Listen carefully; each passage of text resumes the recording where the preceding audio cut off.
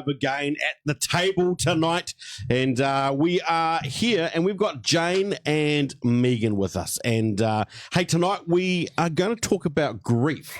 And as I was planning the show and just looking at topics that we can discuss, for some reason, grief came up. But before we get into that, I mean, I've got a whole heap of jet planes and pineapple lumps sitting here for me through the night. So if you hear me chewing, I apologise that. But jet planes are my favourite lolly, and so I'm going to get into them. But why don't you introduce yourselves, guys, and just give us a bit of background about who you are and where you're from and what you do. All right. So I'm Jane. I was born and bred in Invercargill. I'm a grief counsellor. I work for the Loss and Grief Centre and have been working there for somewhere between 4 and 5 years. But I graduated as a counsellor way back in end of 1999. Wow. A few years ago. Worked as a counsellor for a few years and then took time off to have children and came back in, worked as a social worker for a while and then back into counselling again. So that's where I've gone with regards to that. As a Christian, because we're talking not only about grief from the counselling point of view, but from a Christian biblical point of view. As a Christian, I've been a Christian since I was 5, I think. Grew up in a Christian family and just made a commitment to God at that point and then made renewed commitments through the years at various times into a deeper relationship with God over that. So yeah, married and have 4 children. Awesome. Very cool. Megan, over to you. So I was born in North Island and have moved down over the years and predominantly lived in Southland. Been a follower of God probably since I was in my teens, but like you said, Jane, constantly making a decision to follow him. With regards to being here, I've been a counsellor for 10 or 12 years in private practice and in different schools around the place. And most recently, I am pastoring in a church, helping to look after small groups, but also church care, helping to coordinate that. Very cool. Yeah. And you're from Wanganui. That's something we didn't know. See, I was born in Wanganui and you were born, but we left quite early, so I don't know what that says about I don't know what that says about Wanganui. But and we've both never been back. Exactly. To be fair, I have passed through. Hey, and Adam. Good evening. It's you again. It's me again. I find myself here again. Exactly. We heard your story last time. What's been happening for you over the last few weeks? Well, just a bit of life going on, really. But I'm really interested to get into the story about grief too, because I know we're going to hear from your story a little bit later on. But I've got some distant grief in my life when I lost my mum when I was only 17, and sort of not having a father figure in my life. To lose my mum was a time of growing up real fast and needing to lean on something. And so that something was God and the church. And looking back now, I don't know what sort of advice you give to somebody of that age when that happens, but that's how I got through. So yeah, I'm looking forward to sharing a bit more of that tonight too. Yeah, awesome. So for me, the whole area of grief is an interesting one because earlier this year, I think it was about end of February, my mum passed away. And it was interesting because she passed away, just a real short illness with cancer. And it was from diagnosis to end. It was about 4 or 5 weeks. It wasn't a long process, but it was a process nonetheless.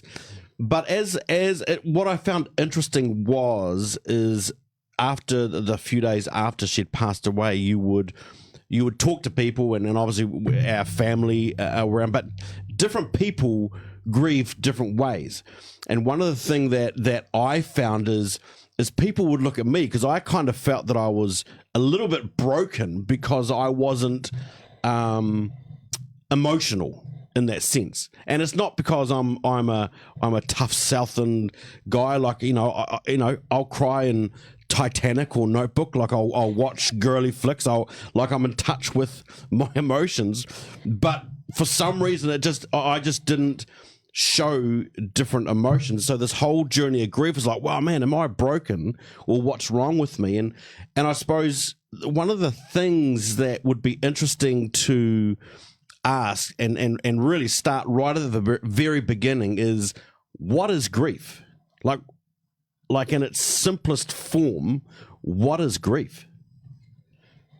Yeah, well, grief is, in its simplest form, it is the reaction that you have to loss. So with regards to that reaction covers every part of you. So physically, emotionally, mentally, and spiritually. All of those parts of you will react in a certain way to loss, whether those losses are small or big. Now, the size of, or the type of grief that you experience is going to be usually in line with how big the loss is to you. So it can be very dependent on how emotionally invested you are in who or what you lost. And so the grief will then be commensurate to that. However, there are other complications and stresses that can come in, which can cause different types of grief, which we can probably talk about later. But that's kind of it in a basic, very small nutshell. Yep. Anything to add there, Megan? Is that? Oh, I was just going to say that you saying that you felt broken because you weren't experiencing emotions. I think we all experience or show our grief differently. It doesn't need to be tears or withdrawal or anger or anything like that. I think we're all different. Yeah, a bit like your fingerprint. Every fingerprint is unique. In the same way, everybody's grief is going to be unique to them, to the situation, to who they are, personality, family, the way they grew up, their culture. All of that will combine to produce a certain type of grief for anyone. Okay. But that can be the same with people experiencing joy and gladness and that kind of stuff. They manifest, or not manifest, but portray that in different ways. Yes. You know, I'm not a big jumpy person, but you know, other people are, and that's great. And I don't feel any less joy because I don't jump up and down and scream. Yeah. I just internalize that maybe differently. Yes. And I think grief might be the same. Exactly. So the people that tend to be more openly emotional when they're happy are likely to be a bit more openly emotional when they're sad and when they're grieving. Okay. And for some, they'll hold it all in. Doesn't mean they're not feeling the feelings, just means that they're not openly expressing them. Yeah, right. Okay. So, and Megan, I know that you said, we were just chatting before we went live, and I thought it was a fair statement too, that you know, we're not going to cover everything tonight. No, the disclaimer is that grief is a massive topic. Yeah. There's no chance that we can cover everything in this hour, probably only scratching the surface. So I suppose I would like people to know that if anything comes up for them while they're listening, to talk to somebody that they trust, whether that's a professional or a very good friend. Right. No, that's good. That's. Because it is such a huge topic. I mean, for me, you know, I would go back to say that, and I know I was sharing this beforehand, that my first grief experience was around when I was 17, 18, when my grandmother died. And then I felt like I took a huge hiatus, probably up until my wife's, my mother-in-law, Anne passed away, and that was sort of 3-4 years ago, and then obviously back in, and that's been my grief spots. But really, grief is, I mean, I relate it to death. I mean, grief and death are kind of associated quite heavily, but that's not the anchor point for grief, is it? No. So explain that to me, because like I said, I would say, I've grieved 3 times in my life because I've lost 3 people, but that's not actually. Yeah. Well, the anchor point for grief, if you want to, talk about it like that, is loss. So loss does not have to be death. Loss can be anything, and if you think about it, at the Loss and Grief Centre, we have people coming in, they've had job loss. We've got people coming in who have had relationship breakups or breakdowns, or family members that are no longer speaking to them, or pet death, which is still death, I know, but for some people they don't see it in the same way as a family member. If they're not pet owners themselves, they don't always recognise how much a death of a beloved pet can mean to someone. And then, but if you go back to when you were a child, the first losses that we have as a child are our first experiences of grief. And so, if you think a toy being taken off a child and you think about their response, and quite often there's tears involved, sometimes there's a lot of anger, and those are their first, those are the first major emotions that are felt around grief. And then slowly over time, children will experience this more in different sorts of losses. Ideally, the ideal, if everything worked out sort of the way you expect life to go, as a child you experience small losses, and then those losses slowly get bigger until you're an adult before you experience, say, the death of a grandparent, and then further on, death of a spouse. And, you would never experience the death of a child because ideally they live on past you. And but that's not the way our world is. And so we don't, some children experience huge griefs at a very young age, and are not prepared to handle it and are not set up to handle it. But, in the ideal, the way that it would work is that those small griefs, those small losses allow us to experience what grief is like and get used to those emotions and learn how to manage them. And we're also supposedly surrounded by loving parents and community who help support us through those losses, and then that allows us to be stronger and more able to manage the bigger losses as they come to us over time. It's interesting because it's kind of not funny, but funny. Everyone would say, get your child a goldfish, so that they learn how to handle loss, because the reality is every goldfish. And so I've done. I'm ashamed to say I did that with the thing. It's not going to last, so at least I get used to that. My mind went somewhere slightly different into that. I'm thinking you're actually going to teach them about loss by flushing it, but no. You're waiting for natural causes. Okay, right. Natural causes, but okay. Anyway. But again, like you're saying, so that's the small losses through the way, and ideally would build into that. Do you think, Megan, do you want to add anything? I was just thinking normal life activities can also allow for experiences of loss, like you move towns, or your child moves school, or maybe there's some health changes so that you can't actually do what you were planning on doing, or the loss of dreams or goals. That's right. Maybe you don't get into the uni course that you wanted to. Those sort of things is part of. Yeah. You get turned down for the jobs that you don't want. And any change involves a measure of loss. It also involves, something new coming in, but it involves a measure of loss with the change. So the bigger the change, the more loss there may be. And even people who are excited about the change that's occurring may still experience some grief over leaving people behind, or when they shift, or, leaving things behind, or just the change. So loss is not simple. No. Yeah, exactly right. Do you think grief is widely accepted in society? Which society? Yeah. Well, let's talk about our society in New Zealand, culture. Yeah. I would say that a certain level of grief is acceptable, and then it becomes uncomfortable. Yes. Right. Yes, and it depends on what the loss was.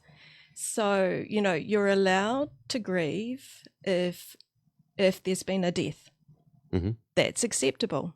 But for some people in some parts of society, there's still almost time frames people put on it. It's been 6 months now. It must be time for you to start looking for someone new. To get over it. To move on, to get over it. Those are all things that we would say don't ever say to someone. But there are those sorts of ideas, or it's been 2 years, they should be over it. There's lots of shoulds around grief, and it is often quite dependent on the losses as well. So there's a particular kind of complicated grief which is called disenfranchised grief, and disenfranchised grief is what people experience when they feel like their loss is not valid in the eyes of those people around them. So they feel like they can't express their emotions, they can't express or acknowledge their grief because people would say, oh, you shouldn't be feeling that way. It's again those shoulds and those shouldn'ts. So some of the things that can bring about disenfranchised grief can be abortions, can be miscarriages, especially in the early stages when people often think, oh, well, you should just try for another one, you'll be fine. And even if there's been a couple of early miscarriages, oh, no, it'll be fine. You don't need to. Why are you still upset? Please don't say that to somebody who's just had a miscarriage. Please don't say that to someone who's just had a miscarriage. Absolutely. But also loss of relationships, breakdown of relationships. People don't always recognise that other person actually has a right to grieve. And to feel that loss keenly, and particularly if there was if there was a lot of up and down in the relationship, or if there was anger or mistrust or things going wrong, people will often say, well, good riddance.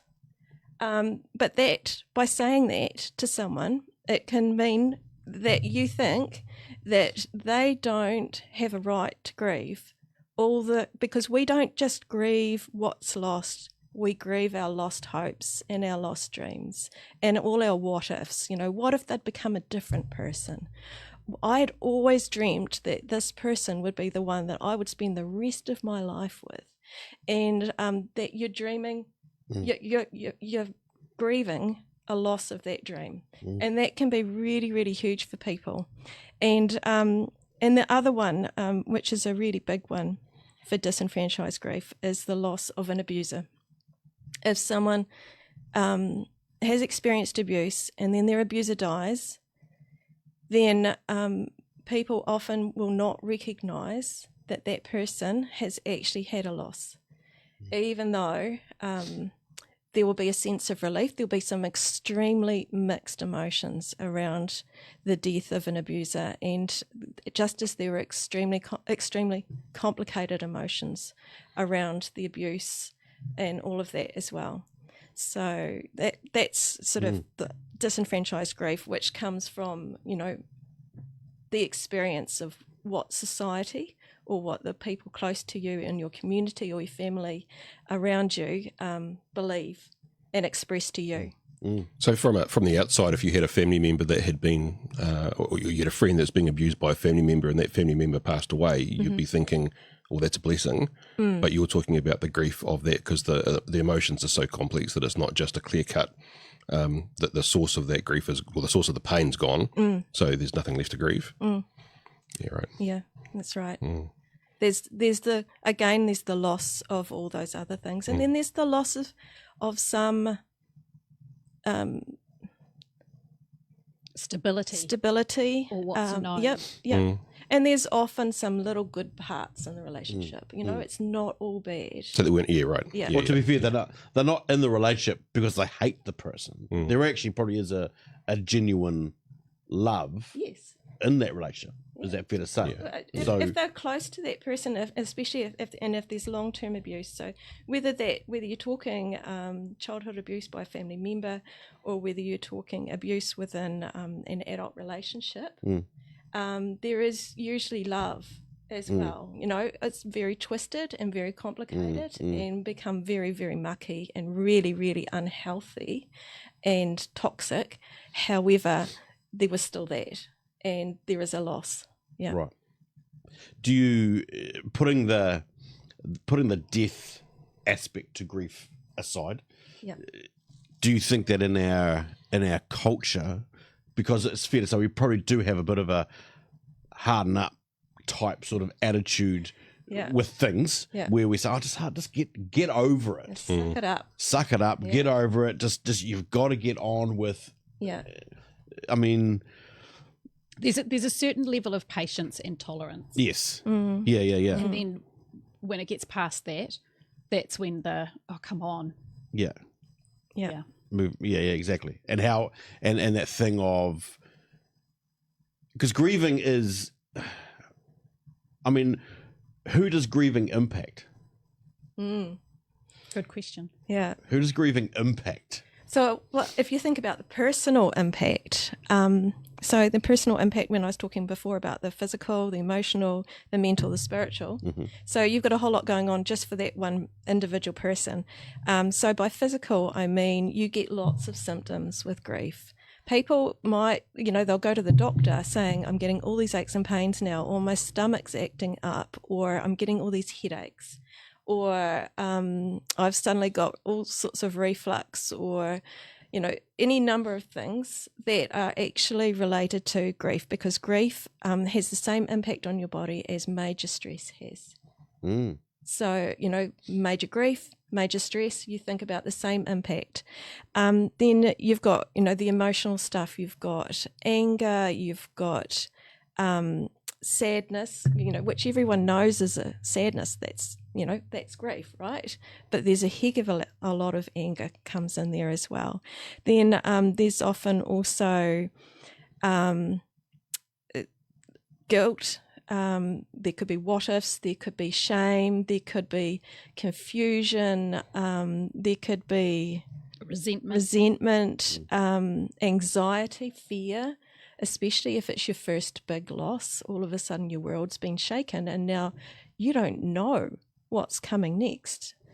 So fear and anxiety are probably, those are the biggest ones that come through with emotions, but there's a whole lot of other emotions that come in there, just all mixed up together. Mentally comes with a lot of that physical stuff. You can have brain fog.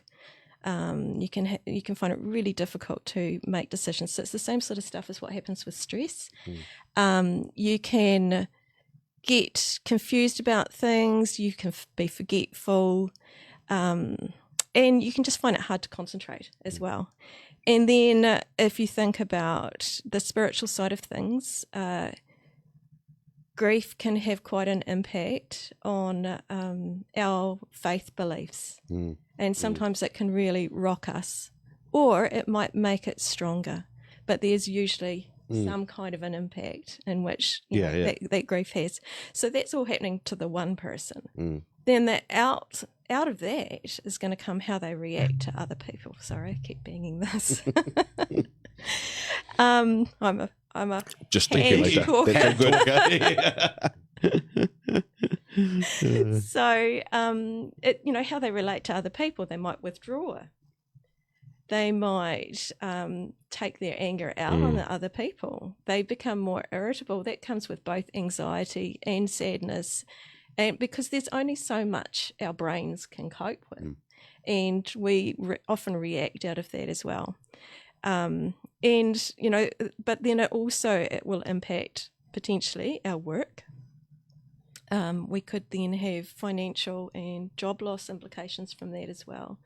If we've got family that is dependent on us for our ability to parent them, it will impact on our parenting abilities. It will impact on our friendships, and what else? Every part of life. Every aspect of it. Yeah. And everything you've described there is like that's exactly stress as well. Like it's identical. Yep. It really is. Yep. It has the same impact. Yeah. And some griefs are like massive stress. Yeah. And it isn't just if you lost a spouse, it might be having to learn skills that Yes. your spouse was the one responsible for them. Yep. So you're having to learn how to manage finances maybe, or cook, Yep. or I don't know, whatever needs to happen Yep. for the even for the funeral. Maybe your partner did all the decision making, and then now you're the one that has to manage all that without your Yeah. someone. And that's even with long-term relationship loss as well too. Like, if after 20, 30 years of marriage, somebody walks out, they've had the same kind of thing happening, only they don't have the death. And that's hugely stressful for them. But also, if you think about, if the person who you've lost was the main earner, all of a sudden you've got major financial stress in your life. With the potential of perhaps even losing a house or, all that sort of stuff as well. So there's lots of sort of secondary things. And that those occur. things will prolong Yep. the grieving process, because it is like, whether Dad's listening to this or not, but even with Dad, Mum was really, she was old. We were old school, so Mum was at home. Mum did the cooking. Mum did the Dad was out doing the work, all that sort of stuff. And so, Mum would have the tea ready, all that stuff. So, so Mum goes, and then Dad's got to learn a whole heap of.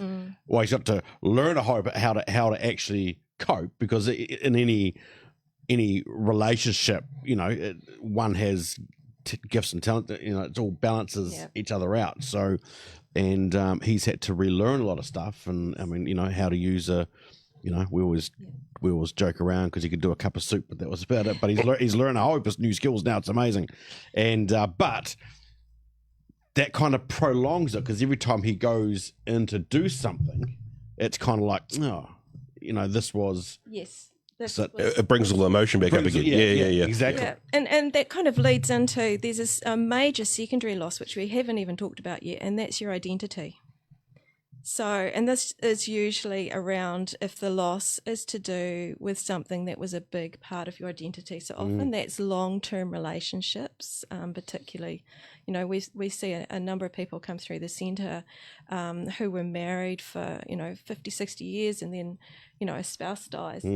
But it can also be a loss of a job that you've worked at for, most of your life, and that's who you were. If that was your identity, if it was a major part of your identity, and now you've lost that job. The spouse, long-term, when the Bible talks about two becoming one, there's a real meaning to that, and it is like they've lost a half of themselves, and their identity is they don't know who they are anymore. And to lose the sense of your identity is huge. That's another whole new loss, which has to be worked through as well.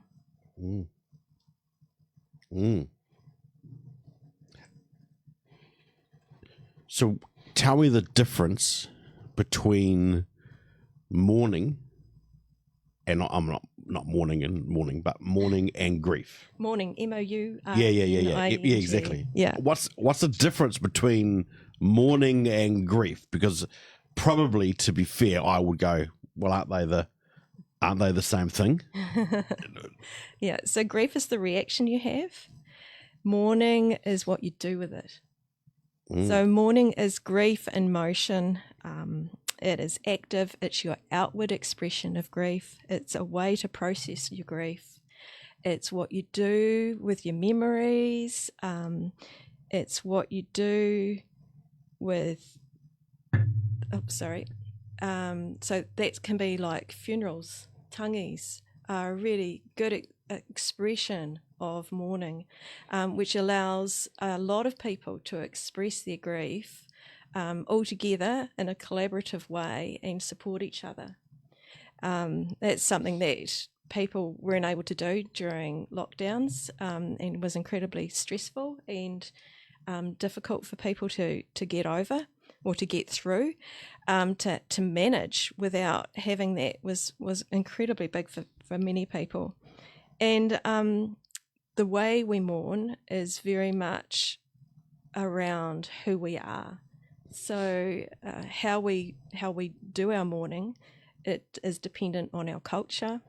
It is dependent on our family cultures as well, on our individual and our individual personalities. And although for some, particularly when it comes to death and funerals, I don't know if you've ever heard tales of people having big fights over funerals and what to do and all of that kind of stuff. That some of that comes through, the anger that's coming out as a part of their mourning is being, not very well expressed and not healthily expressed, but, that has come out as a part of them working through their mourning. But, so it can be any number of things. And people have, there's some really creative ways of mourning people these days.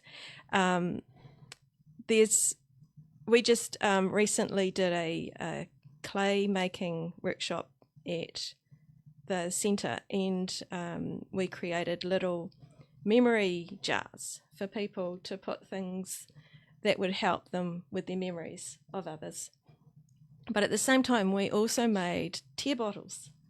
So tear bottles have been around for 3,500 years or more, but the earliest ones from about 3,500 years that they've found, clay ones in tombs, started in the Middle East, but there's about 5 different cultures around that area that have all used tear bottles, and they were originally made for people to use to weep into, to catch their tears on the way to the tomb.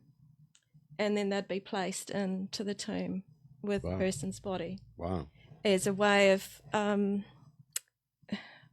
don't know exactly, because it doesn't actually say exactly why that was done. There's nothing written about it that I have been able to find. But the earliest mention of tear bottles that I know of is actually in the Bible, in Psalms 56, where David talks about how God catches our tears in a bottle. And that actually comes from the fact that they were using tear bottles. There are still many Jews that use tear bottles now. They're now glass. They were started making them in glass in Roman times.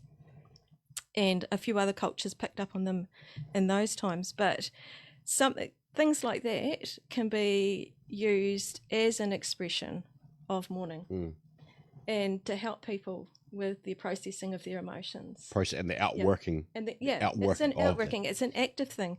People can mourn by going running. Quite often you hear stories of how after such and such happened, I took up running and then I did a marathon. Or I started swimming, or I decided I was going to do a triathlon in memory of them, or I created this, whatever it is. Some people make their own urns. I've seen some really beautiful, beautiful urns that have been created by people in memory of loved ones. But often people will plant like a special rose or memorial gardens. So it's a physical remembrance. But it's also, when you plant something, you've actually got to do some work to get it in the ground. So that's part of it as well, as you've got to find the something that's appropriate for the person. You've got to find the appropriate place, find the appropriate piece of dirt and then look after it. Yeah. Like if it's a rose, you prune it every year. So every year you are tending to this. You are remembering this person that was special to you. So it's a physical way of connecting and remembering. Yeah, because grief, particularly with the bigger losses, it doesn't just go away. The loss is always there. And, if this is a big loss, that loss is going to stay with you for the rest of your lifetime. And so there will be grief for the rest of your lifetime. Usually there's acute grief at the start, and then that slowly becomes more manageable. And then the grief, but it's always there. There's always something. There's always that sense of that loss that's there. It doesn't have to be big, but it's sitting there, and so having things like those memory things can be really helpful for people. They might, I don't know, pat the urn on the way past sometimes, or smile at the photos, or it helps with the memories, the good memories, to bring those up again. But I was just going to say that doesn't have to be for everyone. No. It may not need to be part of someone's life to have a physical something. Yeah. Yes. Yeah. Yes. So don't feel that you have to. No, Go and because it create. is so individual. It's really dependent. Yeah, on the yeah, yeah. person. Yeah. And it is really important for the person to find their own way Yes. of managing Yeah. and mourning. Yeah. Not doing what other people think they should be doing, or what they thought the person that who they've lost would have wanted them to do. Sometimes that can be really helpful, but actually you need to find out what you need to do for yourself. So even within a family, if, let's say, mum died or something like that, and the siblings are all grieving in their own ways, Yeah. it would be quite easy, I would imagine, for one of them who is quite outwardly emotional to imagine that the other people aren't grieving if they're not displaying the same Yes. or going through the same emotions. That's right. Yeah. It's that measuring stick of Yeah. of this is what I'm doing, so you should be doing the same. Because Did you not love her as much as I did, or something? Yeah. Those kind of Yeah. feelings. Yeah. And I think, Yeah. And for some people, like if they've gone through a similar grief, they think that the other person is going to react the same way, whether it's a member of their family or just someone else they know, and they have these expectations. We need to remove those expectations and just pull back and go, okay, this person needs to grieve their own way. Yeah. And that can be different in different parts of your life too, because I know I struggled with this for a little while because I lost my mum when I was 17, and I didn't outwardly grieve. Like I don't ever remember actually crying for it. I know I went through a grief process. Fast forward 20 or so years, and I lost a dog, and I was a blubbering mess. Yeah. And it's like, hang on a second, does this show how much I love one versus the other? I hope not, because surely not. But to me, that was why would I show more grief for something that should be less important than my mother? So. And that would be different just stages about, of life. Yeah. Difference where you were at that stage of life, and how much more comfortable you would have been in your own skin and as a person. Yeah, good point. Yeah. And how much more comfortable you may have been about being able to cry. Yeah, as sure. well. Yeah. There's one thing it's always good to know, and not that your story probably gives the lie to it, but in it, there is it's true fact in that guys, once they get to, I think, around about 20, they actually no longer produce the same amount of tears as women do. So they're actually physically incapable of producing the same amount of tears as women do within the day. So, for some people, when they say, I thought my husband would cry, and he hasn't really cried very much, just, damp eyes every now and then. You can say to them, well, actually, they probably just don't have, apart from the fact that that's not the way they express their emotions, probably, they don't have the same number of tears as a woman. Very interesting. One of the things my sister said the other day is I messaged her. She just came back and said, look, I was talking to my husband and I still think I'm grieving mum, which I thought was an interesting statement in the sense of it's kind of not like a switch. You just, right, I've finished grieving now and that's it. Now I mean, how does it look? I mean, there's no really right length of time. There's no off switch, on switch, done, finished, moved thing, is there? No timeline. No. And there is no done. Like I said before, that can continue on for a long time or until the end of your own life. But and that's healthy? Yeah. It's normal. It's normal, right? It's normal. Yeah. Like, we're not talking where they're crying all day, or crying lots and lots, or where it's impacting on their day-to-day living 6 years down the track. That is a grief that would need some support and need some help. But, you know, if they're still getting these what we call grief triggers where it just kind of pops up. So if you think about the Christchurch earthquakes, we had this massive big shock. It sort of, you know, felt like it ripped the ground out from underneath everybody in that area. And then the tremors didn't stop. It wasn't just once over and done with, was it? And some of those tremors were as strong as the original. And they came at unexpected times. You didn't know when they were going to come. They weren't like regular.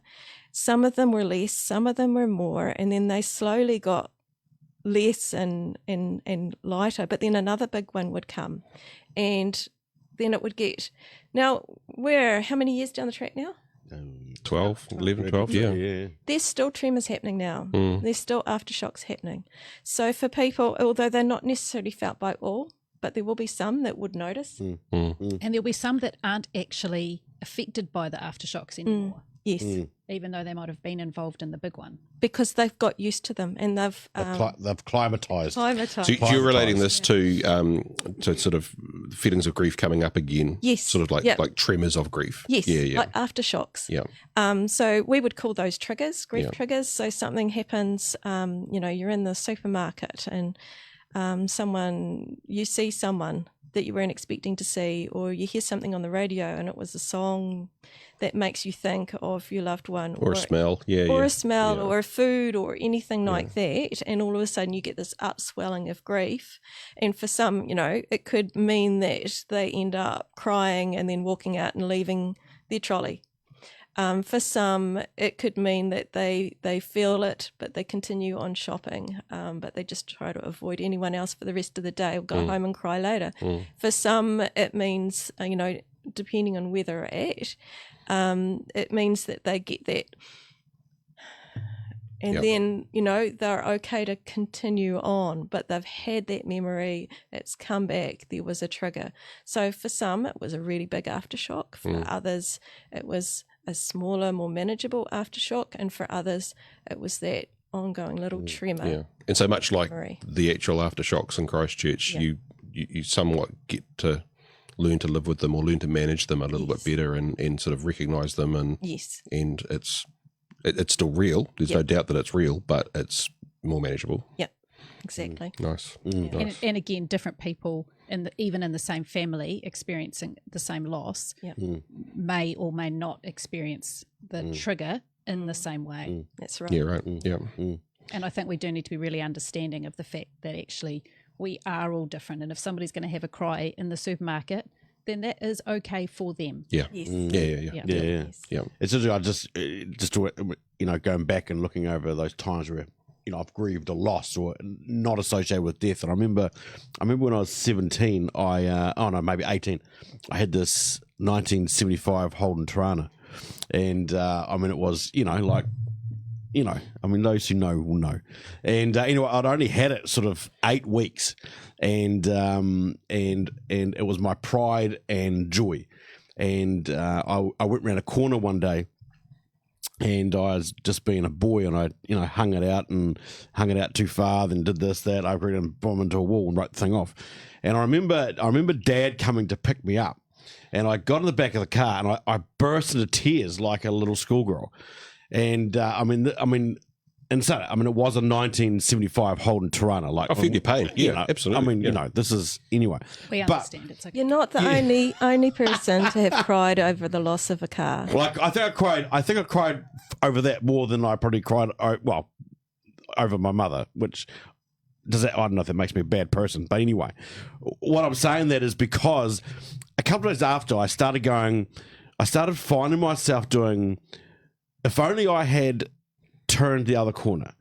What if I had? Because I was in that. It was a T section, and in the last minute, I decided to go up the hill, and I was like, what if I'd done that? Just what?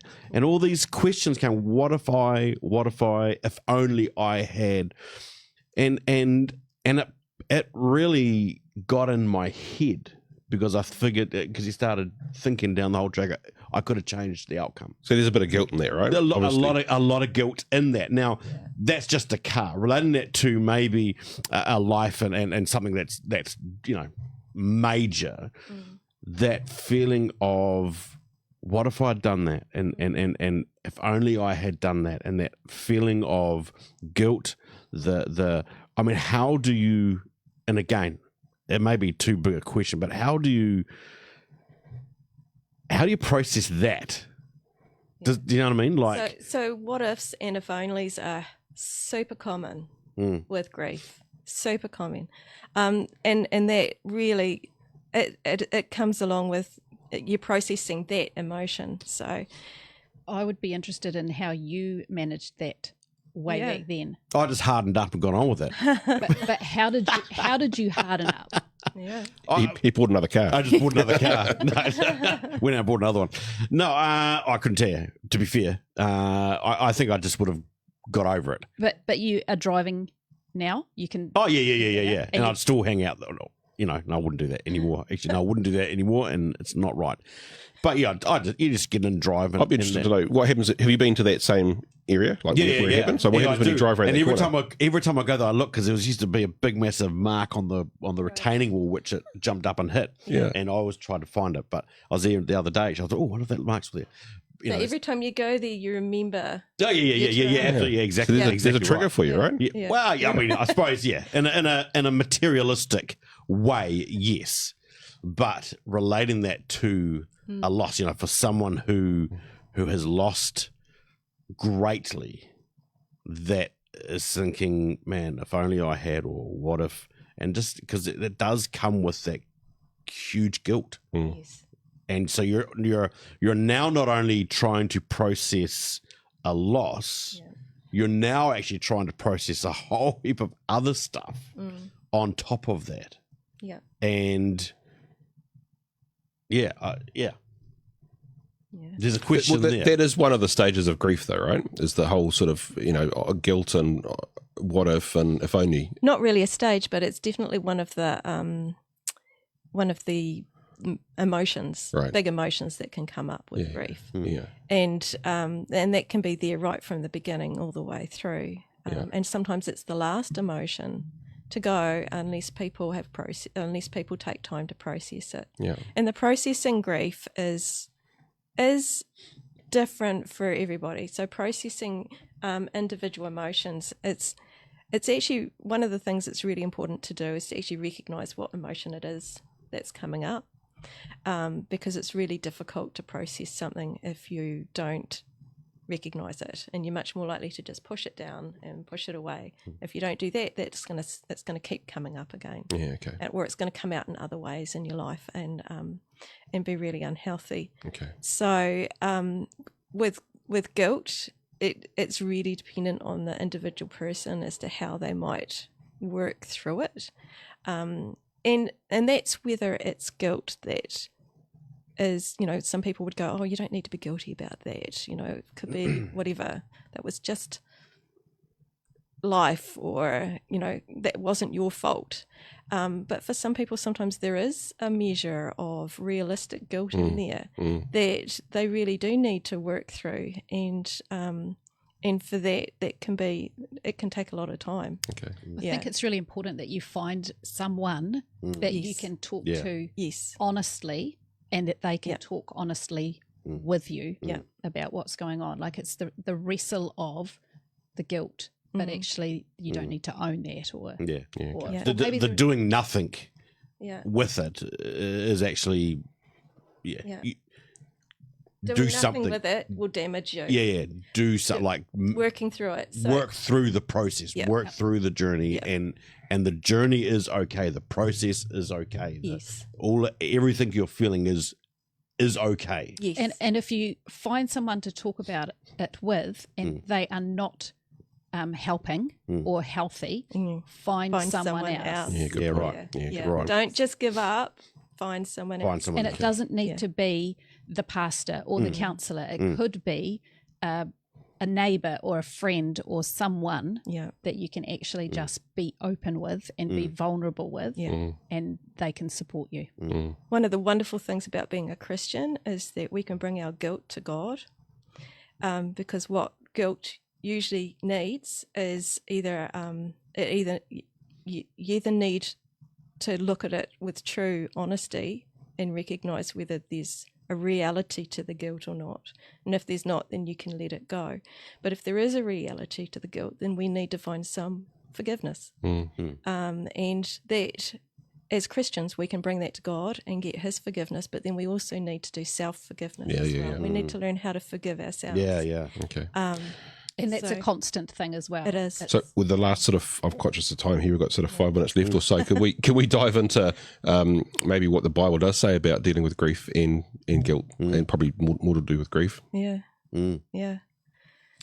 I am drawn to the verse that Matthew wrote, and he said, "Blessed are those who mourn, for they will be comforted." That verse doesn't actually talk about those who have lost someone or something, but it actually talks about those who also are empathizing or alongside. So if you are alongside someone who is grieving, then you will be blessed as well. So I think it's pretty awesome to be able to step up and walk alongside someone who's managing a journey. Yeah. It's pretty tough. Yeah. One of the good things about the Bible is that it's not afraid of grief. You know, grief is something that people tend to avoid because we don't like those yucky feelings. And so we kind of back off from it. But, you know, if you read the Psalms are really good for recognizing that, you know, loss and deep sorrow can actually be fully. You know, if you think about Psalm 6, have compassion on me, O Lord, for I am weak. Heal me, Lord, for my bones are in agony. I am sick at heart. How long, O Lord, until you restore me? Return, O Lord, and rescue me. Save me because of your unfailing love. For the dead do not remember you. Who can praise you from the grave? I am worn out from sobbing. All night I flood my bed with weeping, drenching it with my tears. My vision is blurred by grief. My eyes are worn out because of all my enemies. You know, there's a fair amount of grieving going on. You think about, David with Absalom. So his son was wanting to take his kingdom from him. And some of David's soldiers kill Absalom. But when David hears that, what does he do? He's not thankful that the threat has gone. No, the father's heart. The father's Comes out heart. grieving for He's his son. heartbroken and he grieves, and that's some complicated grief right there. Because you know Absalom was not. I mean, in order to take the kingdom from him, David was going to have to die. So, if you think about that, There's another psalm. It says, "He heals the brokenhearted and binds up their wounds." Yeah. He determines the number of stars, and he gives to all of them their names. And I know that we've just passed Matariki. 34. Sorry. Oh, yeah, sorry. We've just passed Matariki, and there's another time that we can remember the people that have gone before us as well. So, Yeah. It's a beautiful tradition. yes. Beautiful Māori tradition of being able to remember those who have gone before us. And I do think it is important that we keep the names of these people on our lips, and we keep talking about the people that have been part of our lives and been important to us. Yeah. Yeah, it's good. Yeah. Just in the last few minutes, I mean, you know, we're sitting around the table. We know we're all Christians. We all believe in God. As Christians, how do we help someone in their time of grief? Like, how can we, you know, the how to's and how not to's, but how can we help someone in their time of grieving and be You know what I mean? Yeah. How much time have we got? Yeah. I'll just 60 seconds, go. I just think it's really important It that is. people do not grieve alone. Yeah. Yeah. So use your own skills and talents and walk alongside, be near, just be human. Yeah. The Bible asks us to do to others as we want others to do to us. So, we need to be there for them. 2 Corinthians 1, 3-4. Oh, well, it's really more 4. He comforts us in all our troubles so that we can comfort others. When they are troubled, we will be able to give them the same comfort God has given us. Yeah, right. So we can be Jesus to them. Yeah. Yeah. Yeah. Yeah. And what you can do is you can ask God to help you be Jesus to the person that you're going to comfort. And just think about, what you would want to hear or not hear, because there's a lot of things that people can say that are really hurtful to people who have gone through loss, and they don't realize it. They don't realize that they're hurting someone else. They just sort of automatically say things like, "Oh, well, time heals all wounds," and The cliches come out. yeah. The cliches come out. Yeah. You'll be able to move on from this. Yep. and- Plenty more fish in the sea, all that kind of stuff. Yes, Yeah. all Yep. of that sort of Yep. stuff can Yep. be really, really painful. But to actually just sit with someone, It doesn't need to be about you. yeah, You don't need to share your grief story. yeah, You can just be, Yeah. listen, Yeah. turn up.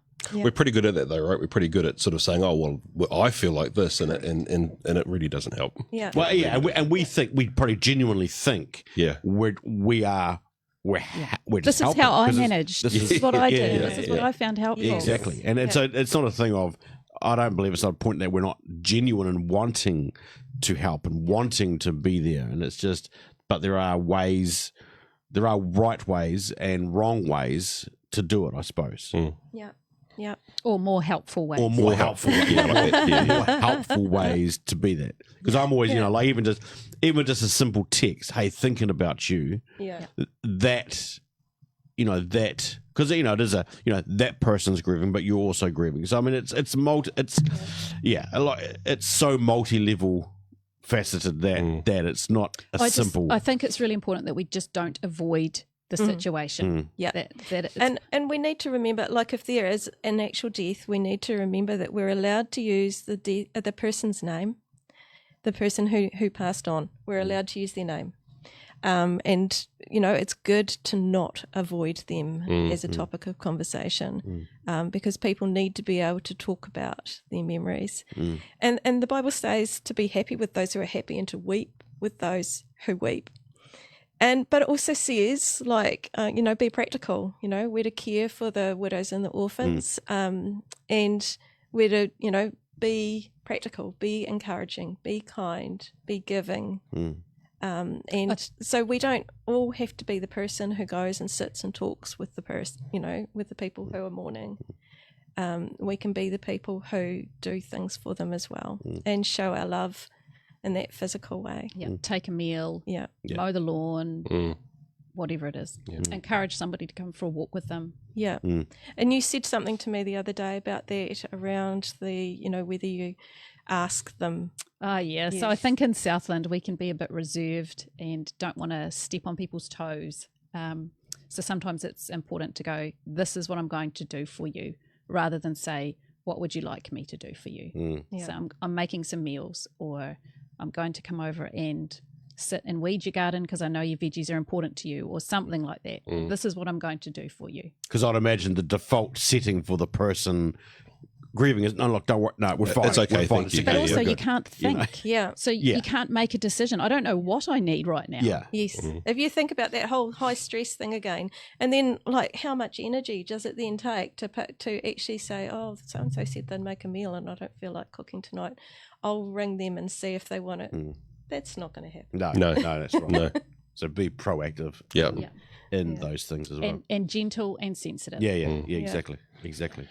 But you just need to ask God to help you Yeah, exactly. to speak the words that He wants you to speak. Yeah. So I know that we've talked about the importance to talk to people, and we know that there is a loss and grief centre Yes. in Invercargill.